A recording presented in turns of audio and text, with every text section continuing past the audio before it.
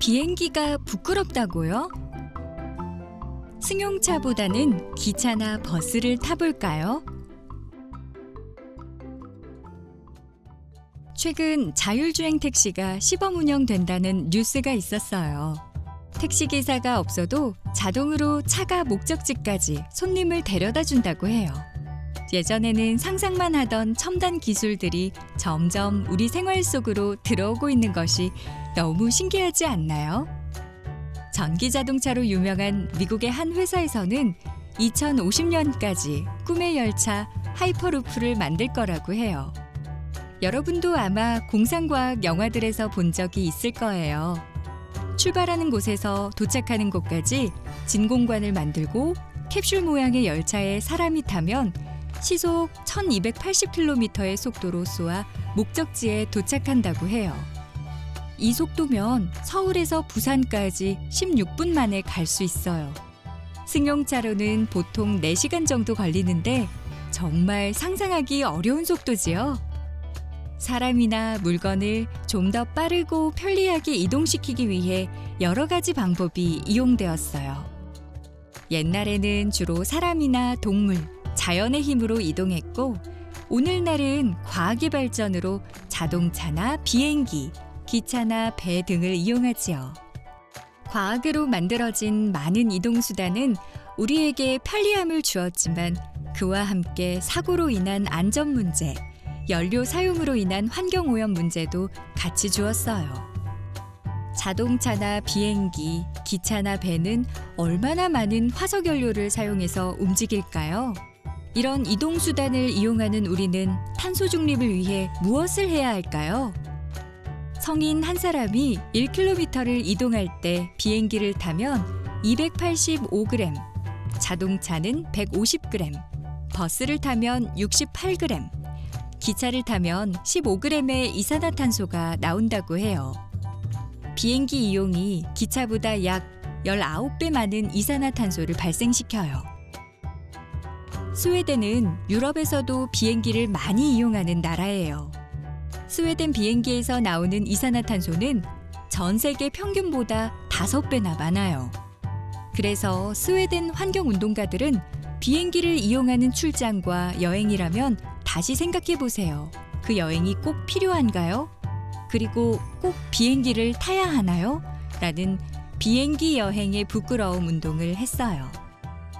이 운동에 호응해서 기차를 타는 사람이 많아지자 스웨덴 정부는 61억 원을 들여 그동안 이용자가 줄어서 운행하지 않았던 야간 열차 운행을 늘리기도 했어요.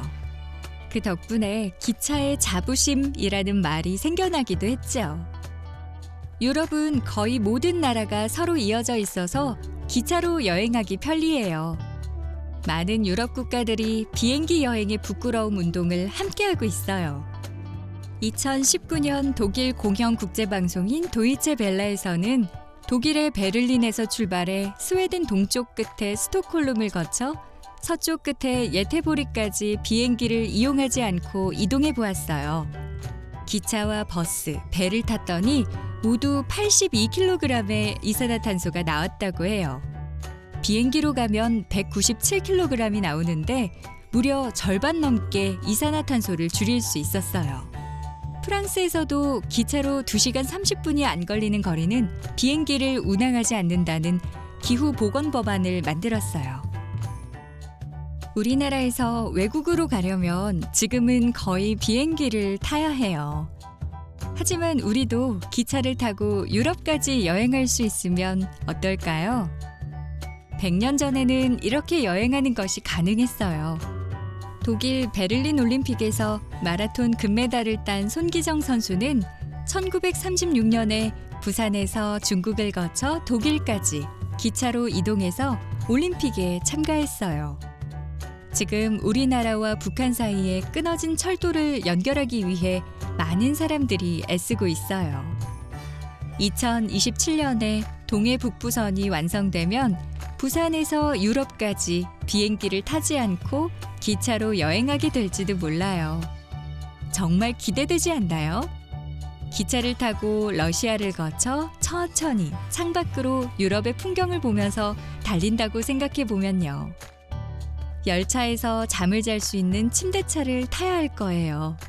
그렇게 된다면 우리도 비행기 여행의 부끄러움 운동에 참여할 수 있지 않을까요?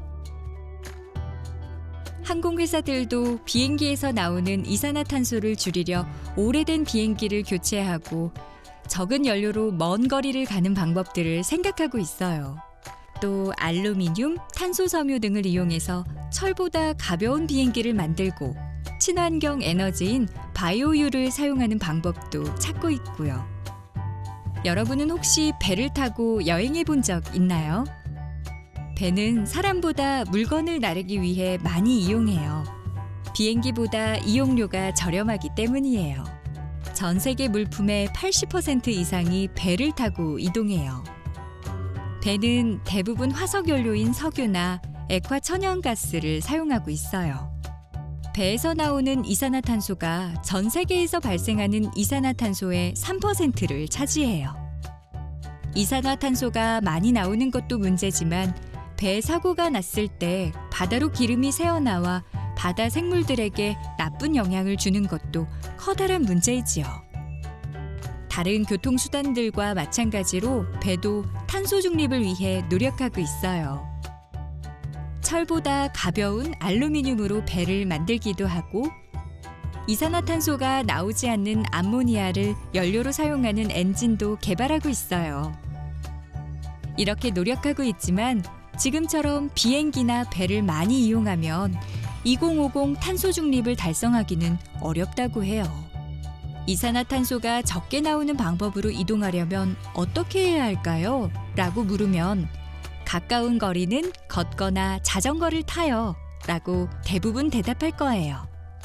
하지만 정말로 걷거나 자전거를 타게 되나요? 학교와 가깝게 사는 학생들도 대부분 학교 버스나 부모님의 차를 타고 등교하는 경우가 많아요. 어른들은 안전을 위해 필요하다고 말씀하시지만 학생들은 의외로 땀이 나서 걷거나 자전거를 타지 않는다고 대답하기도 해요. 세종시에서는 태양광 발전용 지붕이 있어서 덥지 않게 자전거를 탈 수 있는 길이 있어요. 서울시 광진구와 경기도 화성시에서는 청소년들에게 안전한 마을버스를 무료로 탈 수 있게 해주고 있고요.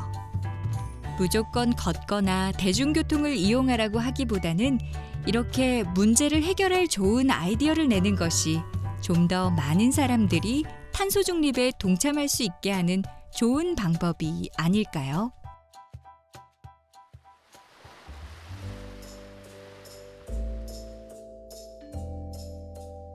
동물들이 건너는 다리가 있어요. 우리가 이동할 때는 크고 작은 다리들을 많이 지나가요. 그런데 동물들이 건너는 다리가 있다는 것 알고 있나요? 자동차가 빠르고 편리하게 다닐 수 있도록 사람들은 숲과 산을 잘라내서 수많은 도로를 만들었어요. 그 때문에 많은 동물들이 먹이를 찾거나 짝을 만나기 위해 위험한 도로를 건너다 수없이 교통사고를 당해요. 로드킬이라고 뉴스에서 많이 들어보았죠? 이런 일을 조금이라도 줄이기 위해 국립생태원 전문가들이 동물들이 많이 건너는 도로 위에 동물들의 육교인 생태 통로를 만드는 일을 돕고 있어요. 개구리나 두꺼비도 지나가게 도로 밑에 작은 터널을 만들기도 해요. 차를 타고 가다가 야생동물 주의나 생태 통로 표지판이 보이면 어른들이 천천히 운전할 수 있도록 꼭 알려드리세요.